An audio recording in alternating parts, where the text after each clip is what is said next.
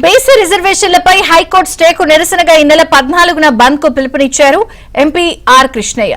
రిజర్వేషన్ల అంశం తేలకుండా పాత పద్ధతి ప్రకారం ఎన్నికలకు వెళ్తాము అంటే కుదరదని చెప్పారు. బీసీల ఆత్మ గౌరవాన్ని దెబ్బతీసే కుట్ర జరుగుతోంది అంటున్న ఆర్ కృష్ణయ్యతో మా ప్రతినిధి రాజేష్ ఫేస్ టు ఫేస్.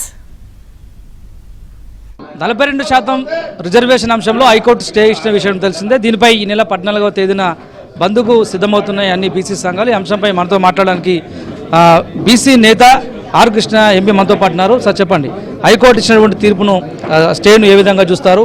భవిష్యత్ మీ కార్చన ఏ విధంగా ఉండబోతుంది? హైకోర్టు స్టే ఇవ్వడం అనేది చాలా అన్యాయము, అవమానం. ఎందుకంటే రాజ్యాంగం ప్రసాదించిన అధికారాల ప్రకారమే మేమందరం అడ్వకేట్, మేమంతా గోల్డ్ మెడల్ మాకు, మేము చదువుకున్నాం. 243 స్పష్టంగా చెప్తున్నా, 243 D6 ప్రకారం రాష్ట్ర ప్రభుత్వానికి అధికారం ఉంది. అయితే దీనికి ఇంకా బలంగా అసెంబ్లీలో చట్టం చేశారు. ప్రభుత్వానికి అధికారం ఉన్నదంటే జీవో తీసిన అసెంబ్లీలో చట్టం చేసినా వ్యాలిడ్ కింద లెక్క. కాబట్టి రాష్ట్ర ప్రభుత్వం దీని విషయం లోపల కలెక్టరేట్ ప్రాసెస్లో పోయింది. దీని మీద కోర్టు స్టే ఇవ్వడం అనేది దుర్మార్గం, అన్యాయం. బీసీలకు అన్యాయం జరుగుతున్నట్టు, అవమానం జరుగుతున్నట్టు మేము భావిస్తున్నాం. అందుకే ఈ కోర్టు స్టేకు నిరసనగా ఈ నెల 14న రాష్ట్ర వ్యాప్తంగా తెలంగాణ బంద్ జరపాలని నిర్ణయించాం. ఇది ప్రజల నుంచి వచ్చిన పిలుపు.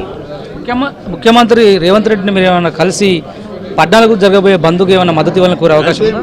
ఇది మేమేంటిది, మా ఉద్యమాన్ని మరింత, మా డిమాండ్ను బలోపేతం చేయడం, వ్యవస్థను, అన్ని వ్యవస్థలు మా డిమాండ్కి అనుకూలంగా తిప్పుకోవడానికి, బీసీల బలాన్ని, బీసీల పోరాటాన్ని మరింత ఉధృతం చేయడానికి పిలిపించినాం.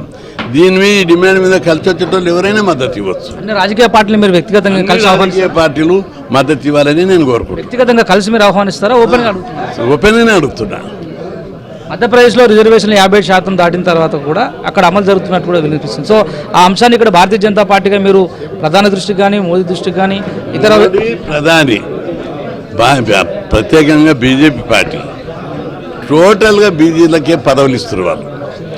భారతదేశ చరిత్రలో గతంలో కాంగ్రెస్ పరిపాలించింది, జనతాదళ్ పరిపాలించింది, జనతా పార్టీ పరిపాలించింది, ఎన్డీఏ కూటమి పరిపాలించింది.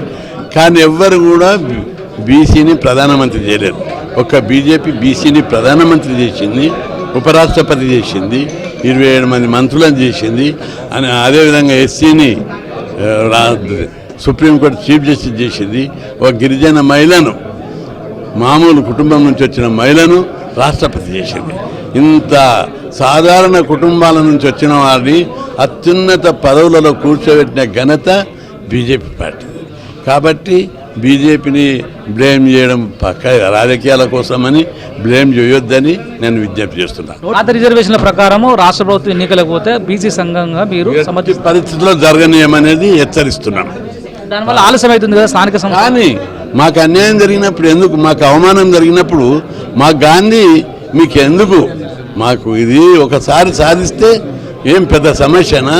ఫైనల్గా చెప్పండి, కోర్టు స్టే ఇవ్వడానికి గల వైఫల్యం ఇవ్వద్దు, ప్రభుత్వం ముఖ్యమంత్రి రాజకీయ పార్టీ వైఫల్యం అని అనను, కానీ తప్పనిసరి దీని వెనుక ఏదో జరిగిందని మాత్రం అనుమానాలు.